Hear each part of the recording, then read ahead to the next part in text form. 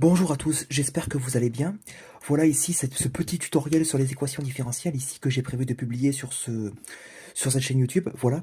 Donc ici on a un exercice type, hein, ici avec une équation différentielle y' moins y égale cosinus de x moins 3 sinus de x. Donc je vous invite ici à lire l'énoncé de cet exercice et le chercher par vous-même.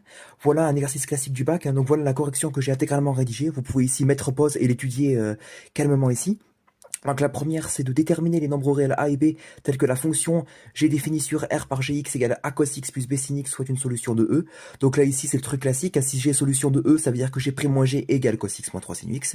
Du coup ici, vous pouvez travailler avec la fonction g et l'exprimer en fonction de a, g' de x vous exprimez en fonction de a, pareil pour g, et finalement vous allez obtenir ici sinus de x facteur de moins a moins b plus cos x facteur de b moins a égale cos x moins 3 sinus de x. Et pour déterminer les coefficients a et b, vous procédez par identification, vous obtenez un système, vous trouvez 1 et 2. Pour la question B, si vous voulez ici démontrer qu'une fonction f est solution de E, si et seulement si f moins g est solution de E0, y' moins y égale 0 avec E0 cette équation. Dans ces cas-là, si et seulement si c'est une équivalence, vous pouvez partir dans les deux sens. Donc moi ici, j'ai parti du fait que f moins g est solution de E0, j'ai descendu ici, si on veut à la fin que f est solution de E, ça veut dire que f' moins f égale cos x moins 3 sin x, et donc à la fin, donc ici on va isoler voilà f' moins f pour exprimer en fonction d'après de g' moins g dans le membre de droite, et on va obtenir cos x moins 3 sinus de x, ce qu'on voulait obtenir pour démontrer que c'est bien solution.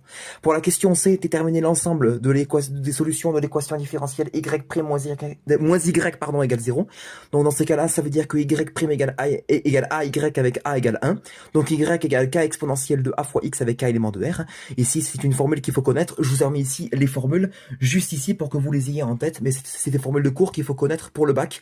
Et en question D, du coup, on vous demande d'en déduire les solutions de E, et bien finalement ici les solutions de E elles se nomment f, et donc il faut passer par f moins g solution de E0. Or une solution de E0 s'écrit sous la forme k exponentielle de x, donc finalement f moins g égale k exponentielle de x, vous exprimez f en fonction de k exponentielle de x et de g de x pour en déduire les solutions de E. Et finalement en question E, on vous demande de déterminer la solution de f telle que f de pi sur 3 égale 0, vous traduisez ce que ça veut dire f de pi sur 3 mathématiquement égale 0, vous obtenez ici à la fin une constante k qui est égale à ici à moins exponentielle de moins pi sur 3 fois 1 plus 2 racine de 3 sur 2, voilà, et donc vous injectez cette constante k réelle dans f de x pour trouver ici la solution finale ici attendue telle que f de pi sur 3 égale 0. S'il y a des questions, je reste disponible ici dans les commentaires de cette vidéo et je vous remercie de votre écoute.